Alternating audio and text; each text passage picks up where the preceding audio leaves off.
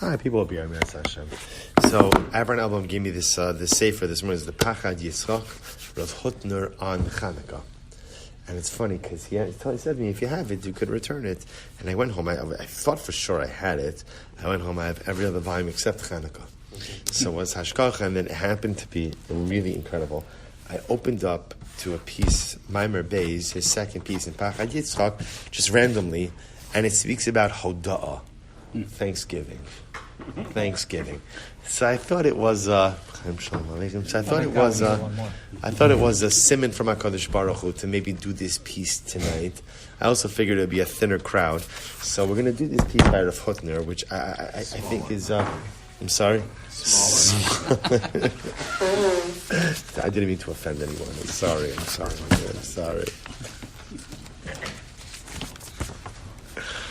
So I thought we would take a look at this piece, and it's really, again, we'll see how much we get through of it tonight, but it's really just a beautiful piece by Rav Hutner. Again, it's focused on Chanukah, but I think as we're going to see, the concepts that Rav Hutner outlines over here are really pertinent throughout the entire year. No, that's what I'm saying. So I thought number one, it's Rosh Chodesh Kislev, so we can get started on Chanukah. Number two is Thanksgiving, and this is a piece on Hoda'ah, on Mamish Thanksgiving. So I thought to put that all together, it's kedai to have a look. So let's begin. And Rosh Chodesh, and today Aleph Kislev, right? Today the first day Kislev. Good, beautiful. So yeah, we bring it all together. Long story short, it's a good idea to do this piece. That's so I want to show you something interesting. So if you take a look on page Lamed Beis. Lamed Beis in the handout, so you see where it says Maimer Beis, Perek Aleph. So if you take a look at the underlined lines, he writes this. Just get a siddur.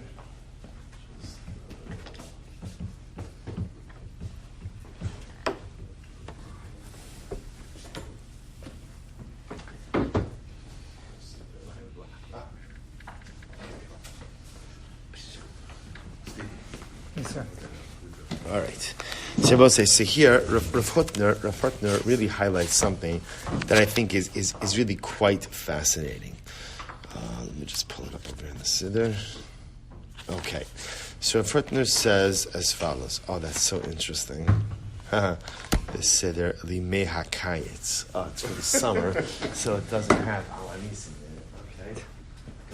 Okay. Good. Wow. I don't know why some of these summertime siddur, but okay, good. For camps? Camps, maybe. Although I'm saying it doesn't look that much thinner than a regular siddur. There's 3 pages.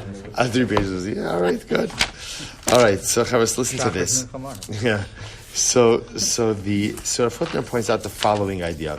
That in Shmona Esrei on Chanukah, so of course we recite Al Anisim, and then the section Bimei Matisyo. So remember again, the section Bimei Matisyo, so we speak about the fact that Nezim Matisyo, Kohen Gadol, with his sons, the Chashmonaim, the monarchy, the Greek monarchy, went ahead and tried to go ahead and make us forget Torah, to transgress Torah. Then we speak about the incredible miracle that occurred on Chanukah. So writes Rav Hutner, in the underlined lines, Dim Haya Nusach Shamad Bea Chanukah, Shavala Purim. So remember again, what Rav Hutner is pointing out over here is there are 2 times that we say Al Anisim, right? 2 times, one by Chanukah and one by Purim. Now the truth is, at the end of the day, if the matbeah, if the framework or the format of Al Anisim was the same, both by Chanukah and by Purim, he writes, Hayitzarch li'istayim v'hidliku neros b'chatzros kodshecha, asher zeu siyum ha'uvda d'neis Chanukah. So I will say this is actually very interesting. So just to contrast this, if you look, you'll take my word for it, but if you look on Al Anisim by Purim, right, so you have Al Anisim by Purim, and that's always the same phrase. So by Purim we have, this paragraph that begins, Bimei Mordechai be'Esther, b'Shushan Abiram. There's a Mordechai and Esther, the capital city of Shushan, and then we speak about how Haman rose up against us to go ahead and destroy us. Now how does that paragraph end? The Salu also b'Esbanav ala eitz. The end of the paragraph of Al Anisim by Purim is that Haman was hanged. Right, it says right, Haman was hanged? Hung. Right, Haman was hung. Right, Haman and his sons were hung on the tree. That's the end. That's the end. So Rav Hutner makes an interesting observation. He says, if Chanukah followed the same format as Purim, so then Al Anisim of Chanukah should end how? It should have also ended off with a miracle, namely that what happened in Hanukkah, they tried to go out and get us to forget religion, transgress religion. Miracle occurred, we overcame them, and we kindled the candles in the courtyards of HaKadosh Baruch Hu, of the Beis HaMikdash. That's how it should have ended. Like Purim ends with the miracle, destruction of death of Haman. Hanukkah should have ended with the miracle of the menorah. But yet, ובמקום זה, יש כאן הוספה על אודות קביעת החג לשמו של הנס, והמשפט האחרון של מטבע הנוסח לחנוכה הוא, וקבעו 18 מחנוכה אלו, להודות ולהלל לשמך הגדול. So this is very interesting. So yet, and again, I'm gonna take a picture of this and I'll post it on the chat so you can see it. Yet, how does Ala Nisim by Hanukkah end? Ala Nisim. So again, I will say, so just see, follow the flow of Ala Nisim.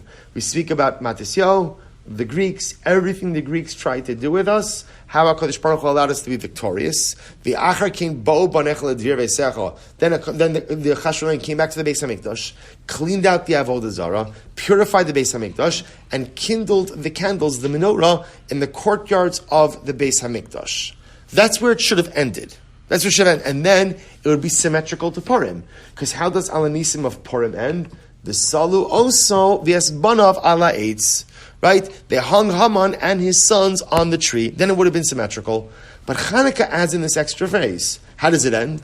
V'kavu shmona simi Chanukah elu lahodos ulahala l'shimcha gadol. They established again the 8 days of Chanukah, again to give thanksgiving, to give praise to the great name of Hashem. So asks Rav Hutner, why the distinction? Why is it that by Ala Nisim of Chanukah we have this extra phrase? Why does it have to end with that? Why not keep it symmetrical with Purim and let Ala Nisim end with a mention of the miracle, and now we're done? It's a good kasha. Good kasha. Shabbos says, so listen to that, but also Ala Nisim of Purim tells the story of what happened, but by Hanukkah, it actually doesn't. It does. It doesn't. What I would tell you is, remember, here's the difference. Purim, you have a Megillah, right? Purim, you have a Megillah, and you have a very specific storyline, right? Hanukkah, you don't have a specific storyline. So you're absolutely, in other words, Reb Chaim's saying good. In other words, Ala Nisim of Purim is much more specific. It's much more specific, as opposed to the Ala Nisim of Hanukkah, which is much broader. About the Greeks tried to get us to transgress, but it doesn't, right? Purim is, Haman tried to destroy us, right? Correct, but that's because of the nature of the storyline. So we'll say, so look what he writes over here, and this is... Instead of Hallel. But it's not in Ala Nisim. I understand what I'm saying. So I'm saying that's it's another point to the concept. Correct, right. In other words, it's not. In other words, it would be one thing to say it's omitted because Purim doesn't have it, right? But Purim does have it, and it's still omitted. Good. So I'll say, so again, it's just an interesting kasha. So let's turn the page now. To where it says Perek Beis, which is page Lamed Hey. So I'll say, I was absolutely blown away by this idea about Rav Hutner. We'll see how much we get through of it today. Again, I'm not skipping other pieces because it's not important. I'm just trying to condense a little bit. So look what he writes. So I'll say this is incredible. He says, where it says Perek Beis, underlined there, where it says paragraph A, Bebinyan Hamilim Shalosh Nakodesh Nizdamnu Lepundak Echad Shnei Musagim. So we're going to see that, interestingly enough, we're going to see that in Lashon HaKodesh in Hebrew, you could have the same word that means two very different things. For example, he says, Havaz chazaka hachzakas tova, right? So we'll say, for example, there's an expression that represents having gratitude towards someone. Havaz hachzakas tova, v'hasgama lidas hatzad hasheni. And then there's also a term about going ahead and essentially being indebted, or admitting something that you owe to someone else. Now he says, Le'inyan hamusagim halalu, yesh b'lashon hakodesh bitui mishutaf, hodah. Suppose that this is an amazing observation. Rav Hutner writes, there is a word hodah. Now we'll say something about this outside for just a moment. How would you translate hodah? Thanks. Or? Gratitude. Right? Praiseworthy or? Gratitude. Right? So we'll say, but here's what's interesting. We're going to see is, and that's correct. Let's go at the idea that Hodah, right? It's like I will say, like we've seen, right? We know that Jews are called, well, actually we'll see it. They're called Yehudim. Hodah, Le'emenu. So Hodah means thank you. Hodah also means to admit something. To admit something. And specifically, to admit something to someone else. Okay, so look what he writes. He says, Hodah's Baldin, for example, Hodah's Baldin. Also, what does Hodah's Baldin means? An admission. So we'll say, essentially, what we're going to see is the word Hodah can mean gratitude, and it can mean admission. So what does it mean Hodah's Baldin? So we'll say, Perusha Skamos Dvar Shal Tzad Hasheni. So we'll say, what's the paradigmatic example of Hodah's Baldin? Right? I say that I owe you $1,000. You know what's the halacha of Hodah's Baldin? The Gemara says, Hodah's Baldin Kamea Edim Dami. Right? One's own admission is like 100 witnesses. So there's Hodah, that's an admission. It's an admission. Perusha Haskama L'Dvarav Shel Tzad Hasheni. I agree with what someone else is saying. Then there's Hodah al ha'avar. But there's also, again, Hodah on the past. What does that mean? Perusha, havas hachzakas tova al ma'aseh chesed. That's gratitude. So there's Hodah, that's gratitude. Someone has done something for me, and therefore I have Hodah. I express my gratitude towards them. And then ultimately, again, there's Hodah, which is an admission. Again, the example he's using here is, I admit that I owe something to someone, or I admit that I am indebted to someone. And this is incredible what I will say. He says, Hasbar Sashitov Hazei. So we'll say, here's what's interesting. So it is fascinating. The same word means two very different things. Right? So in other words, Hodah, gratitude, and Hodah, admission. So writes Rav Hutner, Hasbaras Hashitov Hazehi, Ki betchunas nafsho shal Adam, Temunahi hashi'ifa lihios smucha al shulchan atzmo. We'll say this is such an incredible yisod. More than anything in life, what do people want? What do people want? Independence. Right? So they say, you know what the most common first word of children is? Most common first word? No. Now you could tie it, maybe it's monosyllabic. I don't know. I'm sure the speech therapist could explain why no. At least on a ruchni level, it's very simple. Both say, what does no represent? What does no represent? I'm in charge. Right? No is where we flex our muscles of self-autonomy. So isn't it ironic? I see you've got this little kid running around, right? The kid can't go ahead and take care of anything on his own, right? Can't take care of himself, can't take care of anything. Shalom Aleichem, Akiva. Good to see you. I can't take care of anything. And yet what? He says no. Right? So I was like, what's the pshat with that? What's the pshat? The pshat ultimately, wow. People see you clearly had quite a day. No one gave me a cup. No, we knew you were going to. So I'll say, isn't that interesting? How that's the most common first word. It's almost as if like ingrained within us is, I want to be independent. I'll just tell you, just to appreciate how far this goes. Chaim Shmulevitz, Zecher Tzaddik V'Kadosh L'Vracha, says something so beautiful. He says that he actually goes. I've quoted this a number of times, but it's a piece that has a dramatic effect on me, like each and every day. Yeah. He discusses the psychology of sin. Right? Why do people commit averos? People commit averos. So the classic answers are gaiva, taiva, right? Arrogance, desire. And Chaim Shmulevitz says it's something much simpler, and he illustrates this with an example. At the beginning of Sefer Malachim, David HaMelech, it was the Haftorah, last week's Parsha Chayisara. David HaMelech is on his deathbed, and he calls in Shlomo. He anoints him, and he tells him that he's going to be king, and he gives Shlomo a series of instructions. Among the instructions that he gives Shlomo is, I need you to take care of Shimi ben Gera. Okay, who is Shimi ben Gera? Shimi ben Gera was a cousin of Shaul, and when David HaMelech is running away because his son Avshalom rebelled, David did not want to go to battle. He wasn't going to do war with his own son. So he would sooner abdicate the throne, run away, than go to battle with Avshalom. See, he's running away from Yerushalayim. This guy, Shimi ben Gera, comes out, starts cursing at him, throwing clods of earth at him. David's generals are with him, and they're ready to kill this guy. He's marred b'malchus. He's disrespecting the monarchy. David HaMelech says, leave him alone. Leave him alone. Okay. So fast forward, David HaMelech is on his deathbed. He tells Shlomo, deal with Shimi ben Gera. David dies. First act of business, Shlomo summons Shimi ben Gera. And what does he tell Shimi? Shimi, here's the deal. I'm giving you a palatial estate in Yerushalayim. You don't have to work a day in your life. You're going to be supported at the table of the king. Only one condition. You're never allowed to leave Yerushalayim. And the day you leave Yerushalayim, damecha berashecha. Literally, again, your blood is on your head. I'm going to kill you. It's your own responsibility. But let me ask you this. If somebody offered you a palatial estate in Yerushalayim, right, and a credit card with no limit, and there's one condition, you can never in your life leave Yerushalayim Yer HaKodesh, I will say, sign me up. Sign me up, right? You had me at Yerushalayim, right? In other words, that like, what's the shaila? So, okay, Shimi says, oh, thank you so much, wonderful. Next parak, what happens? What happens? The Navi says, one of Shem ben Gera's servants escaped, ran away. Shimi gets on his donkey, runs after him, and sure enough, leaves Yerushalayim. Shlomo says, oh, we made a deal, and he executes Shimi ben Gera. So Chaim Shlomo says, obviously, this was a setup. Like, in other words, Shlomo knew that he wouldn't be able to abide. So why couldn't he abide?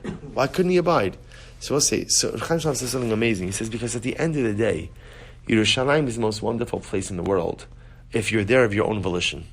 If you're there of your own choosing. But the moment that someone tells you you have to do something, it's only a matter of time until when? Till you find a way to flex your own muscles of self-autonomy. That's human nature. We see this, by the way, anyone who raises children, we know this, right? Anything you tell your children they cannot do, and the harder you come down on them, the more they're going to want to do it. Not even because they want to do it. Not even because they have such a desire for this thing. But because, don't tell me what to do. Don't tell me, because when you tell me what to do, you stifle my personalistic autonomy, and a person is going to find a way.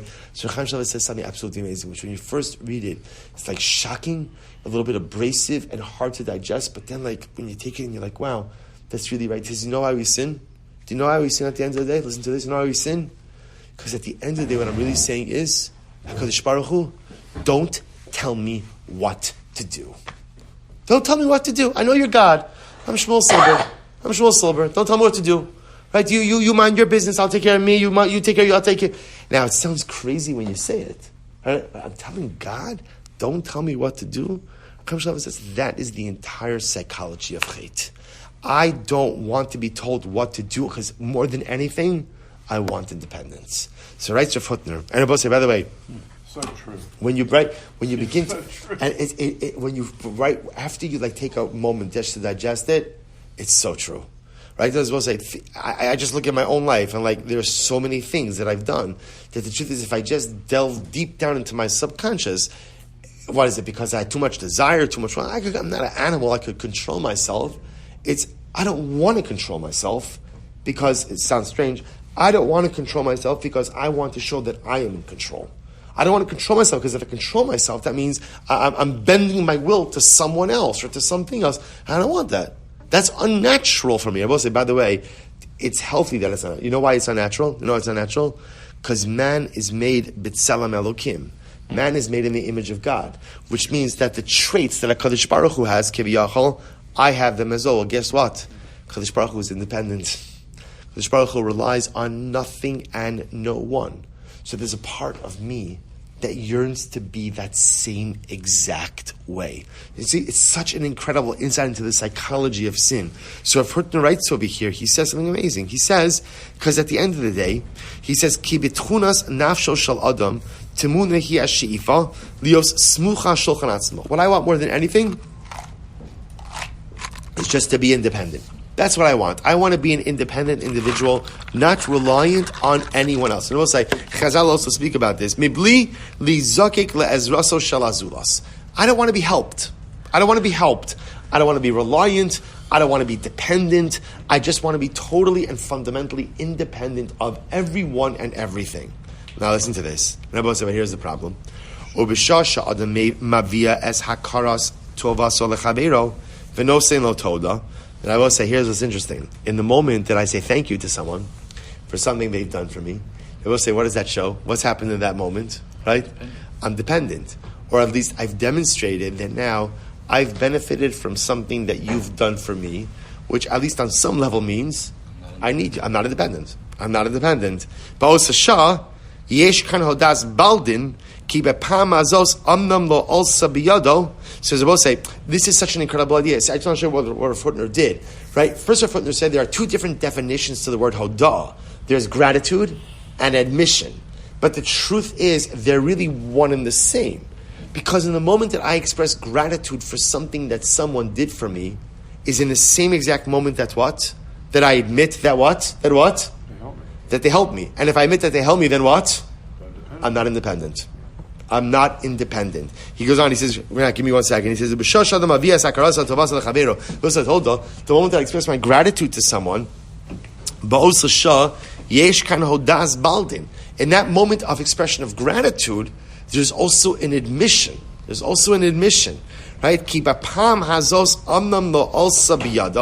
what's the admission? I wasn't able to accomplish something on my own.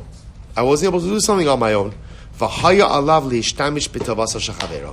therefore, again, by definition, I have to be dependent on someone else. His friend could have just beat him to the chase, though. He could have done it himself.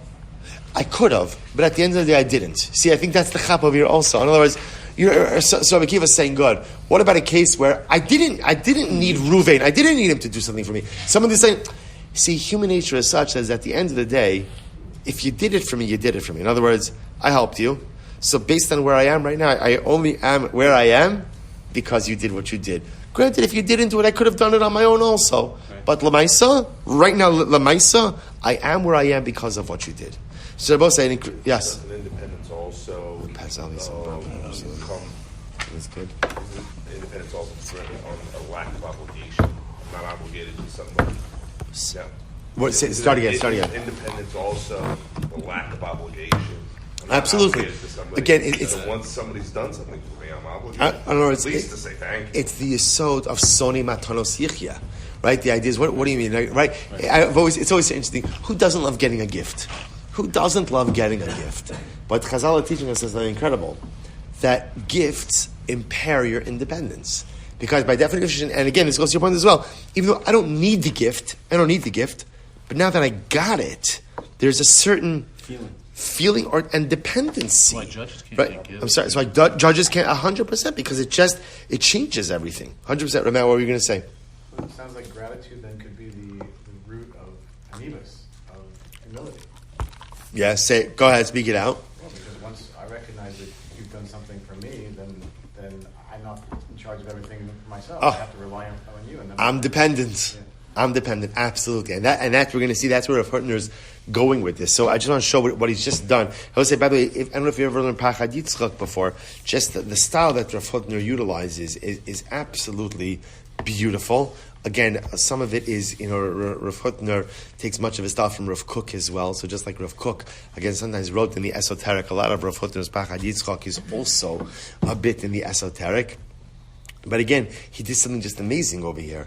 Took one word, hoda'ah, and I will say again, now you see why, I mentioned this before about Daf Yomi, however you celebrate or don't celebrate Thanksgiving, it doesn't make a difference. That's up to you. But Lamaisa, again, that there is it's kidai, right? A yid has to learn something from every day, from every experience. So if it's Thanksgiving, there's something to be learned from the concept of hoda'ah. So Rav Hutner tells us again, it's fascinating, just the progression. Hoda'ah, one word, two definitions. Gratitude or what was the word we used? Admission. Did I use a different word before? Admit something. Yeah, okay, we'll go with admission. Good. Gratitude and admission. Right? But the admission piece is really that I admit that I owe you something, which really is I admit that I have a level of dependency on you.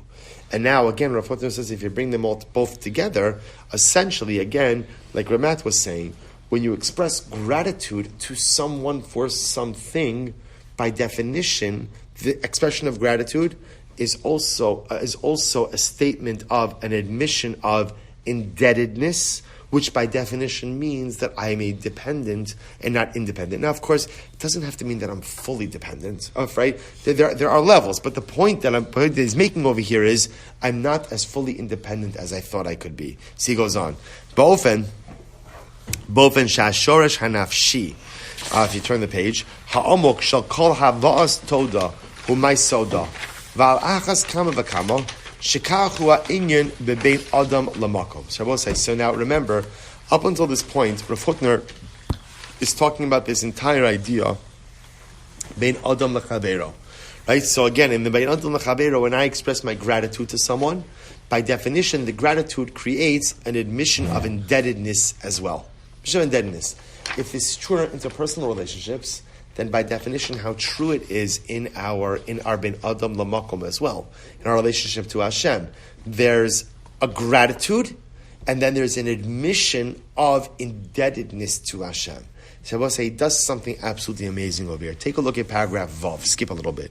He says, Inyan zeh machnis havlata miyuchedes b'kfelos musag hauda b'signuna shel berchos hauda b'shmona esrei. So Rav Hutner says, the truth is, you can see this dual dynamic in modim of Shmona Esrei. I will say, watch what he does over here. This is incredible. Hamascheles modim anachnu lach. So how does modim begin? Modim anachnu lach. Well, so how do you translate modim anachnu lach? Right? Or how do we normally translate it? Grateful. Thank you, Hashem. Right? In fact, let's see how do they translate it here. Right? We give thanks to you. Modim anachnu. We give thanks to you. Okay, fine. And then what's interesting, v'tekef b'mishpat hasamuch lo chozru inyan zeh. And then I will say, what happens? Just a few lines later, we say, no delecha unisaper tilasecha, which I will say says again, we will thank you and declare praise to you for our lives. Right? We will thank you and declare praise to you. So again, I will say, so you have to ask yourself, it's repetitive, no? Modu anachnu lach, we thank you Hashem, and then a few phrases later, no delecha unisaper tilasecha, we thank you and we'll tell over your praise. So I need both of those phrases. I will say this is incredible. Ela shehem heim adar hamavuarim kan. So I will say first of all, just a beautiful insight into davening. He says, Avapi shagam haskama ledaito shalatzad hasheni v'gam havaz hachzakas tova yesh lahem shem apal meshutaf.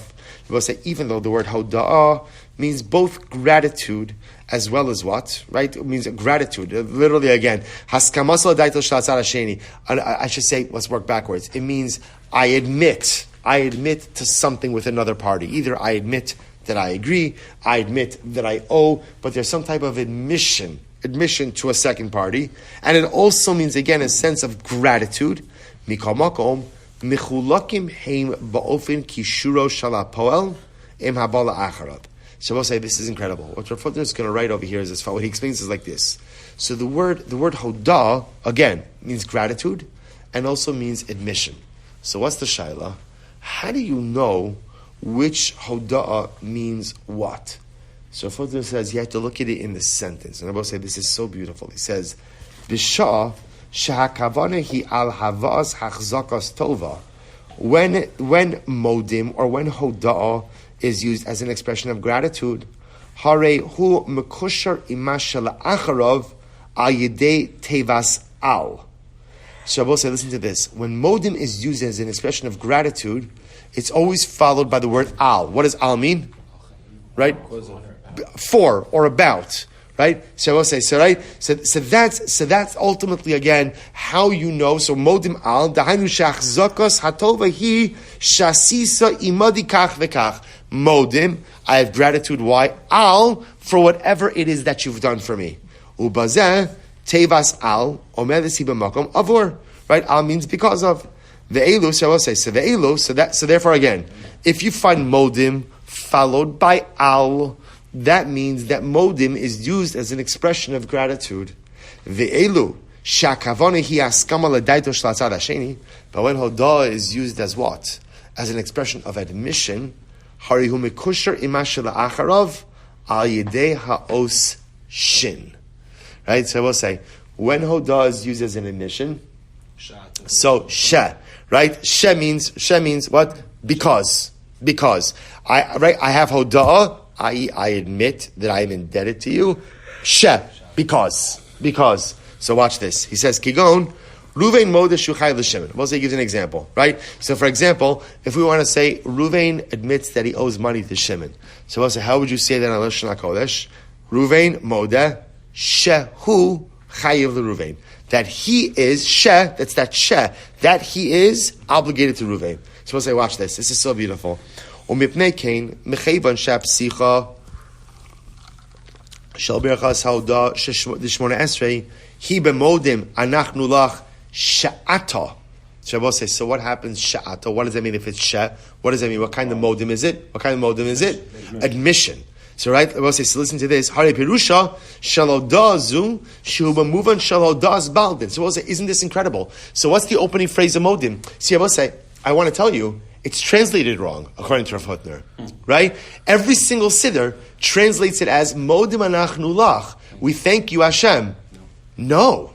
Modim Anachnu Lach means I admit to you, right? I admit to you that you are my God. First start with that. Right? First start with that, right? I will say, by the way, because it's much easier to thank HaKadosh Baruch Hu for stuff, right? I will say, this is huge. But I just want to tell you something. It is incredible that I think every single English siddur in the world translates this incorrectly, at least according to Rav Hutner, right? And again, obviously you could see not everybody agrees with this pshat, but I will say, but what an incredible idea. So in the bracha of Hodah, so I just want to point out also, it changes everything also, because remember, this section, remember, Shmona Esrei has Shavach, Bakasha, and Hodah. Praise, request, petitional request, Hodah. Now we always translate Hodah as what? Thanksgiving, right? Giving thanks. Now we'll say, wow, no. That means yes, but that's only part of it. Hodah is gratitude, expression of thanks, and an admission as well. And Rav Hutner posits that Modim actually begins with the admission. Modim anachnu lach she ato hu Hashem Elokeinu ve'elokei avosinu li'olam va'ed. Because we'll say, by the way, even it works better. What does it mean? We give thanks to you, Hashem, that you're our God and the God of our fathers for all eternity. What does that mean? Giving thanks, right? Good job, God. Shkayach, God. That you're the eternal God. No, it's an admission.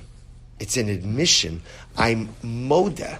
I admit. Now we'll say. Now remember again, what happens when you admit something? What happens when you admit something? What are you giving up? Independence. Wow. So it turns out, I will say, that the first step in expressing true gratitude to HaKadosh Baruch Hu is not a thank you. Realizing I needed it. It's admitting that I'm a dependent. Right? I will say, by the way, and you see this also in human relationships as well. Right? In other words, sometimes people have difficulty saying thank you. Right? They just have difficulty just relaying a sense of gratitude when people do something. Where does that come from? Because I don't want to admit in any way that I am dependent. So therefore, I'm not going to say thank you. Because thank you means something you did helped me, which then could mean that I need you. I don't want to be dependent. So it's incredible. The first step to an attitude of gratitude is not an expression of gratitude, but it's an expression of dependence. By the way, this fly has been in the shul. It's the same one. It's been. I'm telling you. No. I'm telling you, it's like a gilgal. It's someone who's learned. I'm telling you, literally, I killed it 4 times. It's like Trias Amesim. This, I don't know. I should have like the endurance of this fly. Hey, so again. So he's sitting over there saying Modim, right? Exactly. Thank you. As I say, isn't it incredible? Just by the way, just from a definitional perspective. So that's the first step. Modim anachnu lach she. So that's how you know the difference. When you see modim hodah she, because when there is a because, that means that the hodah is an admission of dependence. So modim anachnu lach, again, Hashem, I admit that you are my God, the God of my fathers. And therefore that admission by definition means that I'm yielding independence and ultimately, again, recognizing, totally cognizant that I'm a dependent of the Ribbon Shalom. Now, conversely, he says, Umipnei Kain, B'cheva Shapsicha Shal Berchaz Hoda Dishmona Esrei, Hi B'modim Anachlach Sha'ata, Hare Pirusha Shal Hoda Zohi, B'muvan Shal Hodas Baldin. So therefore, I will say, because there's a Sheh, therefore we see the hodah that's here is a hodah of admission, not a hodah of gratitude.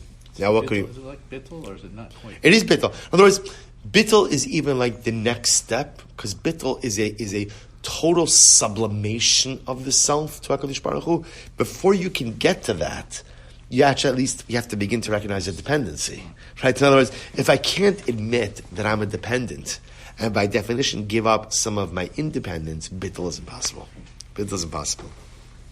So Rav Hutner goes on. He says, "Ve'ilu ha'odah b'mishpat hasheni shal bracha zu asher tevas al ritzufalo." So we'll say, now look at the second modim. What's the second modim? Noda lecha. So unesaper tilasecha. So I'll have hodah to you. Speak about your greatness. Al chayinu hamisrim yadecha. Now we'll say, now what does al mean? 4. Whenever you see al, what does that mean? Gratitude. She is not indebtedness. What's the word I was using? Admission, thank you. She is an admission which yields dependence, right? Al is gratitude. Al is gratitude.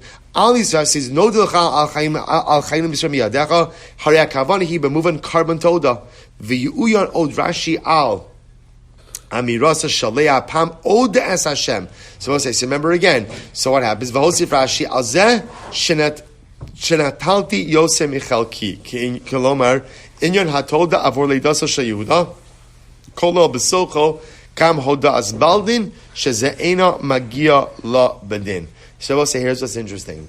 Where do you see? So again, Rav Hutner kind of keeps going back and forth with this. So what he points out is the word hoda could have 2 independent meanings, and sometimes again those 2 independent meanings kind of converge in one joint meaning, right? So da could mean again admit that someone has done something for me. Therefore, and in doing so, give up a piece of my independence by recognizing that I am dependent. That's part 1. Part 2, ultimately, again, is an expression of gratitude. Now, again, so Rav Hutner says those 2 phrases can be looked at differently, right? For example, in modim, I have modim anachnu lach she'ata. So what's that? That's I admit to you, Hashem, because you are Hashem, my God. I admit that I am dependent on you. No delachon esaperti lasecha al chayinu is hoda. I thank you for the life that you've given me. But then our footnote goes back and says, but sometimes those 2 words could once again coalesce into one joint meaning. For example, Leah Imenu names her 4th son Yehuda. Why did she say Yehuda? What does Yehuda mean?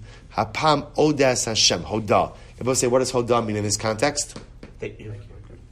So Rav Hutner comments, it really means both. On one, it means thank you for the child you've given me. But remember, Rashi says, why does she say thank you now at son number 4? Why not son number 3, number 2, number 1? Why? Because she recognized there are 4 wives. There are going to be 12 shvatim. So what should be the distribution, right? We assume that, again, each wife has 3 sons. Now that she has a 4th son, what does she recognize? That she's been given more than her portion. So I will say, so she admits, I've been given more than what I'm entitled to. So Yehuda is a combination of the 2.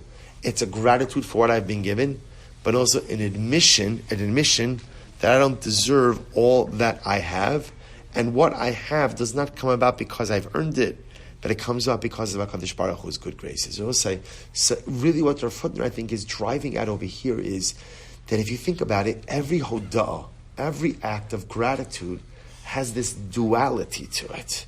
There's a gratitude that someone has done something nice for me, and at the same time, whenever someone does something nice for me, included in that is what? I now am who I am because of something that someone else did, which means I didn't accomplish everything in my life on my own, which by definition makes me dependent, and if I'm dependent, it by definition means that I am not independent, right? Which again, as was mentioned before, ultimately paves the way towards humility. So they're intertwined. Yet it is interesting to see that in Modim, it's a progression. Right? In Modim, the first step of Hodah is admission that you're dependent. And I will say, here's what's amazing. See, once you admit that you're dependent, then what? Then you can suddenly go ahead and see all of the beautiful brachas that HaKadosh Baruch Hu gives you. See, if you don't admit that you're dependent, often you just simply can't see certain things. But if you can admit it, then there's no telling ultimately, again, what you could see. Incredible. I have a question. Okay? Yes.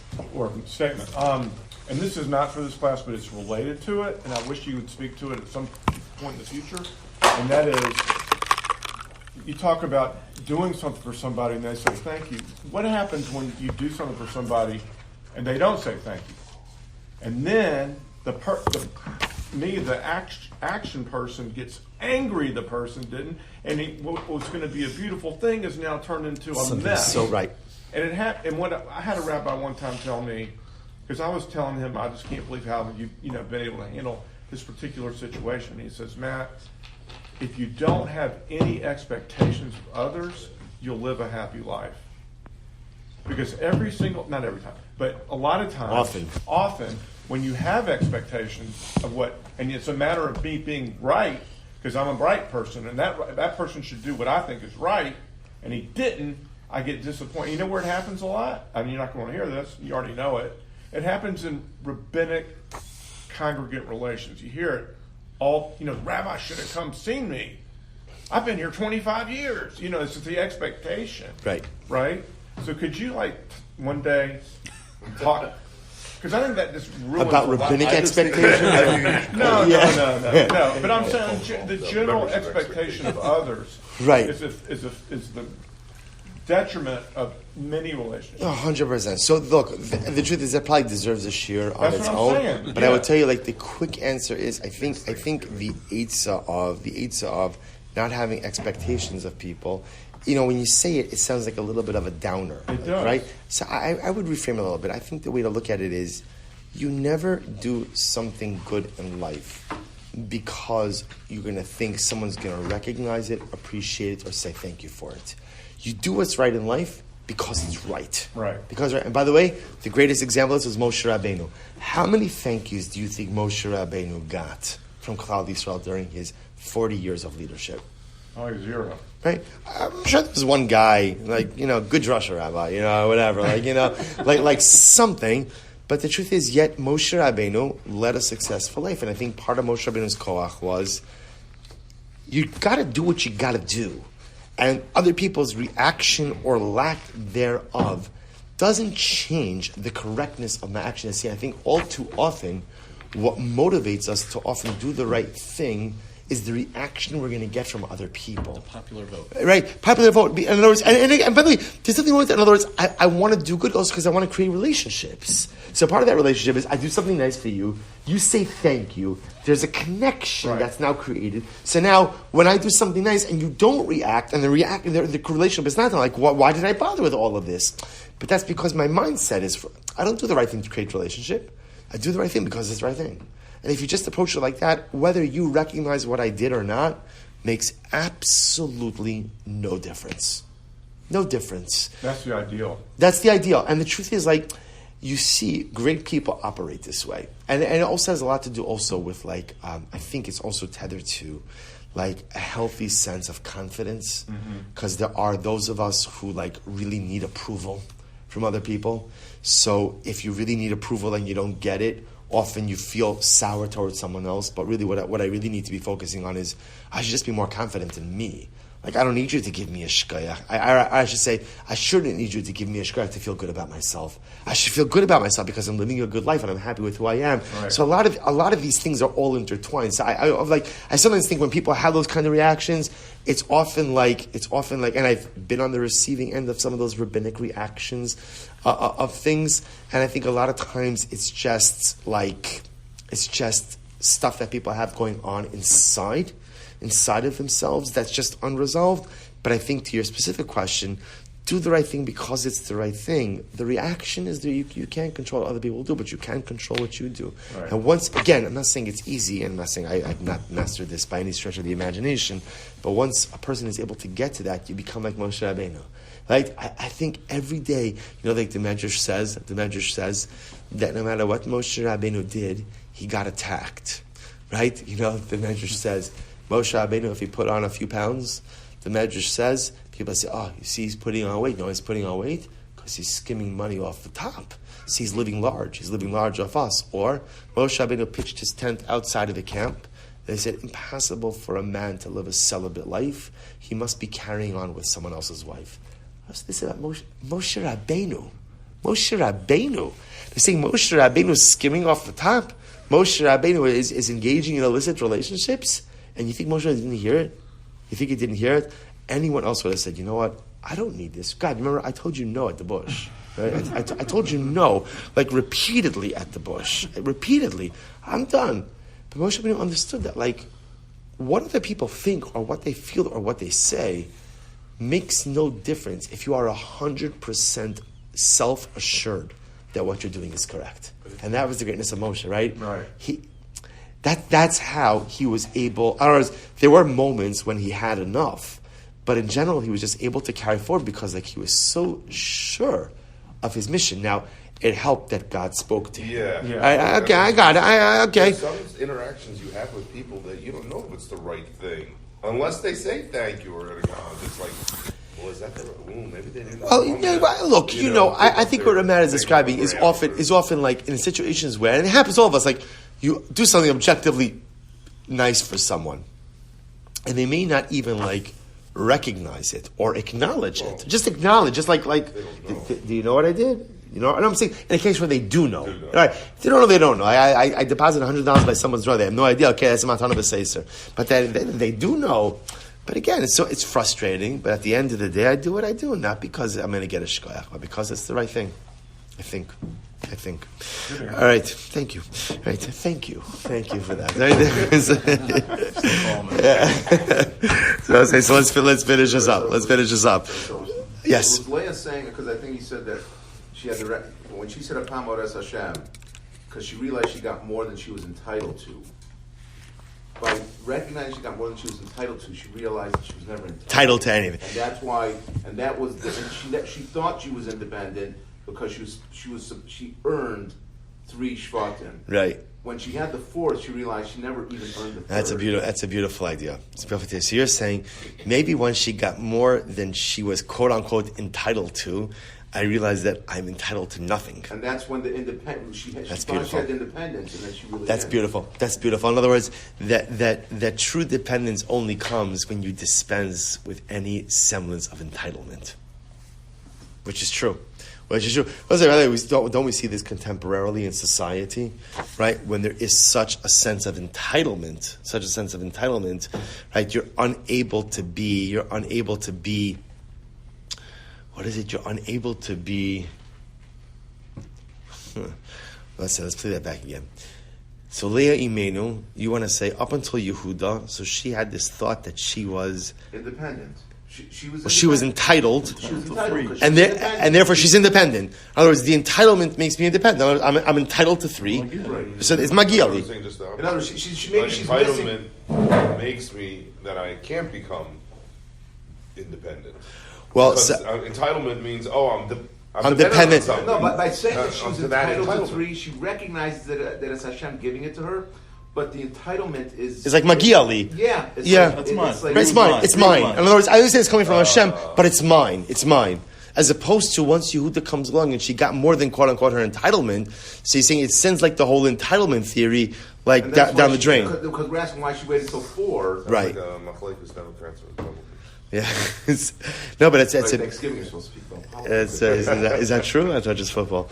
All right, but that's beautiful. That's beautiful. That maybe part of the challenge we have is this sense of entitlement, so it's interesting, right? So we're saying like, but if you're entitled to something, that entitlement is coming from someone, so doesn't that make you dependent? But no, it's not true, because if it's Magiali, like I this is mine. I got it. It's coming from someone, but it belongs to me. And then once you realize that you're entitled to nothing, then by definition you realize how truly dependent you are. Yeah. Beautiful. Shabbos say. So just if you bring this full circle, but is this not an incredible piece? Mm-hmm. No, you missed the. I said somebody just gave me the sefer this morning. Everyone else gave it to me. And I said thank you. I said thank you for the gift. I said thank you. And I said, so on Hanukkah, Pachad Yitzchak on Hanukkah, I just happened to open it up to my Beis. It's not Thanksgiving. Hoda'ah. I said, Mama should submit from Hashem. So let's finish this up. So remember again, let's go full circle now, just to kind of close this out. So remember again, I will say, how do we start? Right? How do we start an hour ago? How do we start? Right? So, right, Alanisim. So why by Hanukkah does it have this extra phrase? The hodos ulahala l'shim chagot. In other words, as opposed to Purim, where Alanisim just ends with v'salu oso v'esbonav ala eitz, the miracle. Chanukah, it should have just ended how? V'edliku neros bechazros kachecha. End it there. Why do you have that last phrase? V'kavu shmones me'Chanukah elu lahodos ulahala. So now here's what's fascinating. So Rav Chutnis, I'll tell you the rest is outside. This is so beautiful. He says, what did, well, actually, let's take a look. Take a look on page Lamed Zayin, the last paragraph there, before Maimer Gimel. Amiras hala meshutef asila kamazmanim, aval amiras hoda omed hu moed hachanukah liatzmo. Hashem Yehudim asher bo nikras ha'umos kula, Ikar inyonahu sheim modim tamid laHashem al chasadav. Mikol makom, so as we said before, the name Yehudim comes from Yehuda, that we have gratitude to Hashem for all of His chasadim. Mikol makom, b'shoresh Hashem nimsa gam inyon hoda as baldin. But again, remember, as Rafutnu just said before, the name Yehuda Hoda has both elements of Hoda in it, right? Has gratitude that Leah Imenu is saying, and also what? An admission that she has received more than her portion, which by definition also means that she is indebted to HaKadosh Baruch Hu. Watch this. He says, Al yidei asher ha'im shezachsa liyitziras Hashem hazeh hikirish. I'm sorry. Al yidei asher ha'im shezachsa liyitziras Hashem hazeh hikirish not lo yosem echalka. V'uadin v'yamid be'hodat techanuk. Let me read 2 lines. Afapi. Shikr Yonah Shalo Dazu, he told Al Anish Yeshua. Now both say, when we speak about the Hodah of Hanukkah, what's the Hodah for? What's the Ikra Hodah? Gratitude. What's the gratitude for? Miracle. Which miracle? It's not even about the oil so much, right? That's not really what the Hodah is. The Hodah really is on the military victory. Kosh Baruch Hu allowed us to overcome the Syrian Greeks. Now watch this. Mikol Makom, Bishorasha Shel Hodah Azu, Ganus Gam Inyan Shel Hodah's Baldin.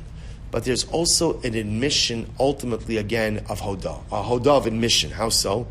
Al yedei Hashem mesiras nafshim shel Yisrael keneged ha'avaras hadas machrichem heim esaro shel Esav the Hodos betokef kimush shel Shem Yisrael. I will say, let me tell you this answer just a little bit. And this is actually, and I didn't even realize this until tonight when I was learning this piece, which is as follows.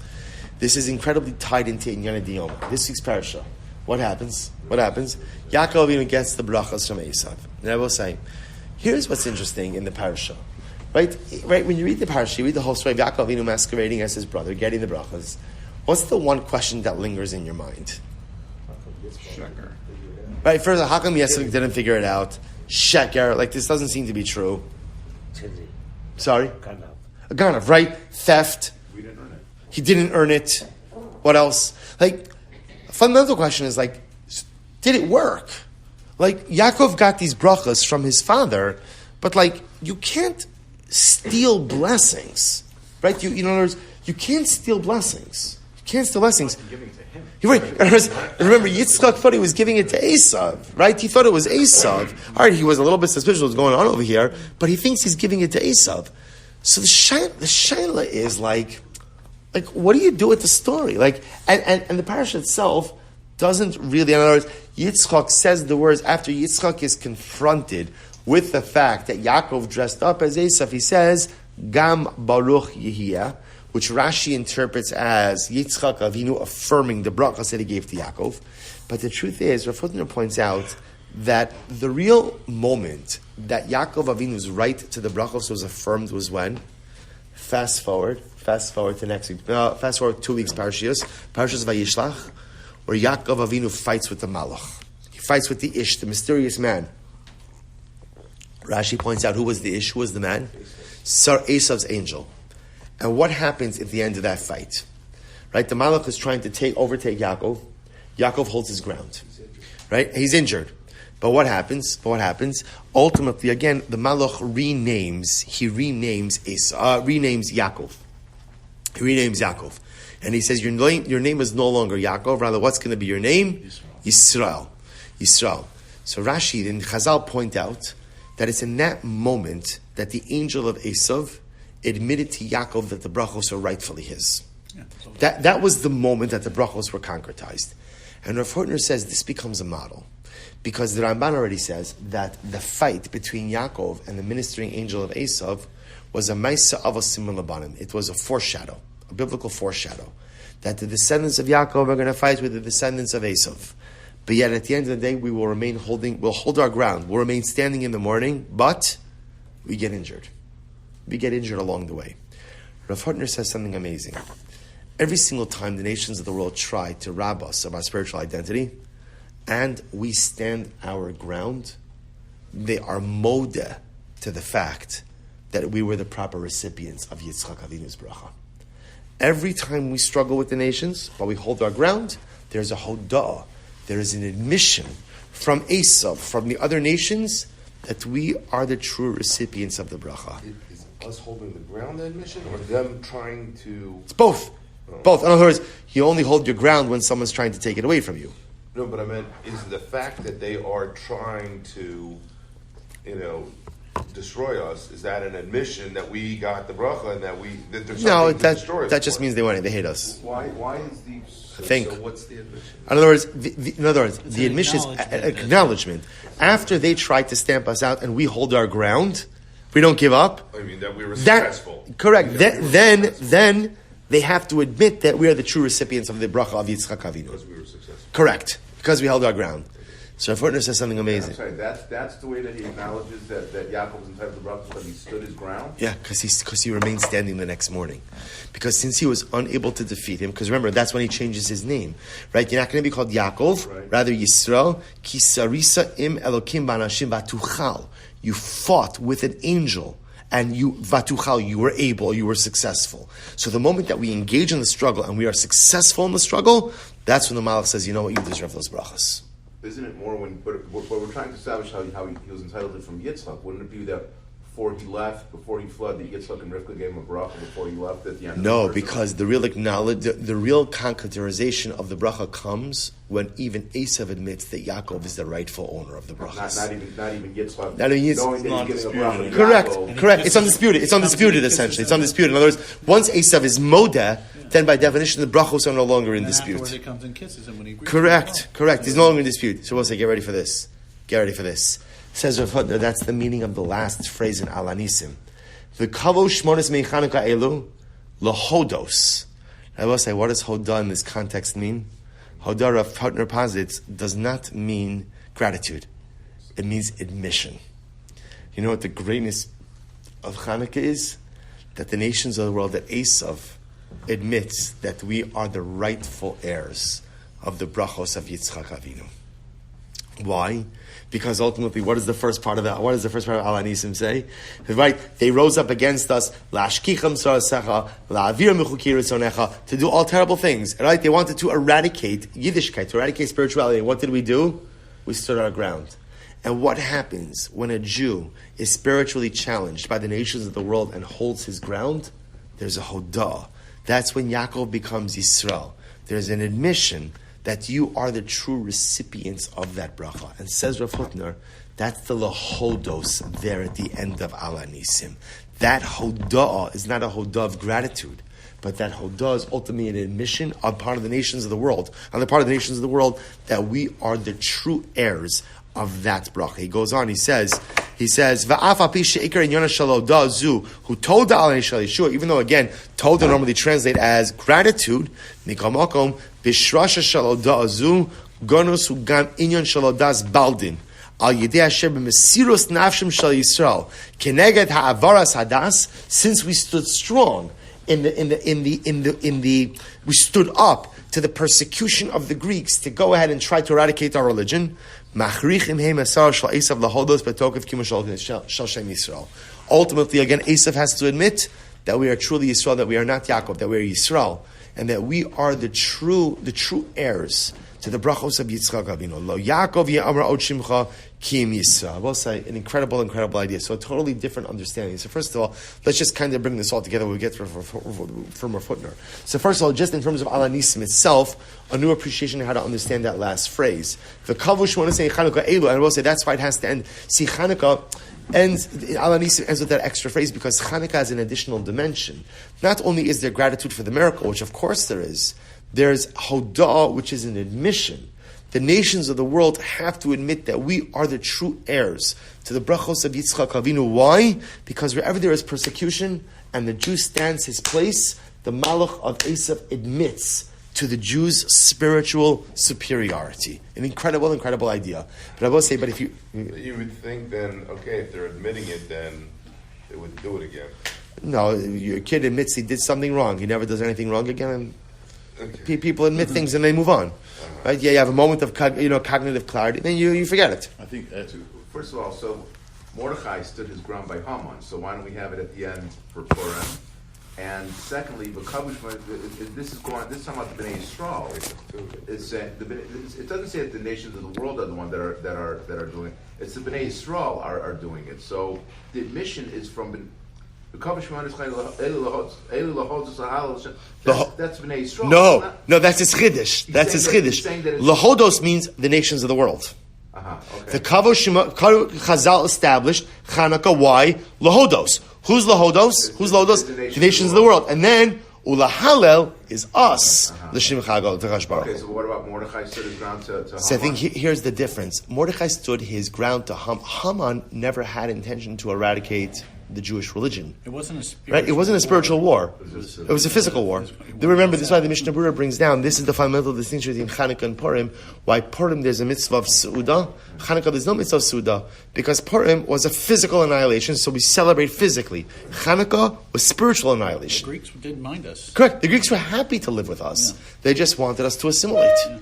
That's it. So that's the Hodah. So when there's a push to assimilate and the Jew stands his ground, there's a Hodah. There's a Hodah's Baldin. There's an admission on the part of the nations of the world that we truly are the heirs to the bracha of Yitzchak Avinu. What's his riot of that?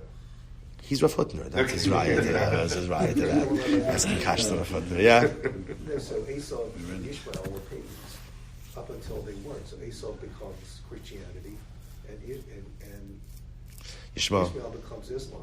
And even though they're almost acknowledging us because they're quote unquote Abrahamic faith in a weird way. Not right. Quite, but I don't know. So you're saying that's the Hodah. They're acknowledging us, even though they hate to acknowledge us. Correct. Correct. Just, by the way, just like most people don't like to express Hodah in admission to someone else. Admission is never pleasant. It's never pleasant. I hate having to do it, but... And sometimes you have no choice. Like by Chanukah, the victor was clear. They had no choice but to admit. But I will say that I think, in addition to the beautiful insight in Chanukah, I think it also just gives us a new appreciation, understanding of the concept of gratitude, or I should say of Hodah, and how Hodah is this two-pronged concept. Number one, an admission, and specifically an admission which creates a dependence. And according to Rav Hutner, that's what modim is. Modim anachnu lach shato Hashem Elokeinu v'Elokei Avosenu le'olam va'ed is not thank you. It's not thank you. It's I admit that you're my God. I admit that you're my God, which by definition is saying, I admit that I'm dependent on you. And I will say, that's big stuff. That's big stuff. Why? Because the one thing I don't want to admit in life is that I am dependent on anything. The one thing I value more than anything in life is that I'm independent. But the first step to creation of a relationship with Hashem is an admission of dependence. And then something amazing happens. Once you admit that you're dependent, then no delecha unisaperti lasecha al chayinu mishem biyadecha. Now I can give you thanks. Wow. Okay, now that I admit that I'm dependent and I'm not independent anymore, I am dependent and not independent. I see all of the incredible things that you do for me. I see all the incredible things that you do for me. And I can give thanks, just like Leah Imenu. And maybe Reb Chaim's saying good. Once you go ahead and you kind of get past the entitlement, right, and this feeling of that I'm not dependent on anything, and I recognize that dependence of HaKadosh Baruch Hu, I'm able to see all the beautiful things He does. That's what you're going to say. You say the same thing by Tshuva, though. Rosh Hashanah begins with being Mamlech Hashem, showing your dependency to Hashem, and then Tshuva can only happen once we have a I think the beauty of this idea, but you're 100% correct. I think this becomes like almost like relationship 101 with Hashem. There's no relationship unless there is a dependency. By the way, I want to tell you, like, it's the same concept. It's the same concept also, like in other relationships. You know, like if a person wants to build an effective marriage, how do you build an effective marriage? I have no idea, but I'm just saying. But like, I don't know how to build an effective marriage. But Lamaisa, one of the hardest things is you have to make yourself vulnerable to your spouse, right? It's the hardest thing. I don't want to make myself vulnerable because making myself vulnerable means what? I'm giving up my independence. But if you don't make yourself vulnerable and you like wall off, you fundamentally like stymie the creation of a relationship. It's such an incredible thing. It's like I want to be strong. No, if you want to have a relationship, you have to make yourself vulnerable. You have to become a dependent. A husband has to need his wife. and a wife has to need her husband. Even though by definition people are inherently uncomfortable with that, because I want to be independent. There's no relationship without that. And if it's true in human relationships, the first step, I am a dependent. I am a dependent. I am a dependent of HaKadosh Baruch Hu. And I admit that I am dependent on Hashem. Now once you got that, then I can transition to stage 2 of Hodah and see all the beautiful things that he does for me. What a piece, right? What a piece, what a piece. You know, I read something interesting today, and I never thought about it, but the black Hebrew Israelites, and they're saying they're the real Jews and we're not. You know, Let me shut this off just for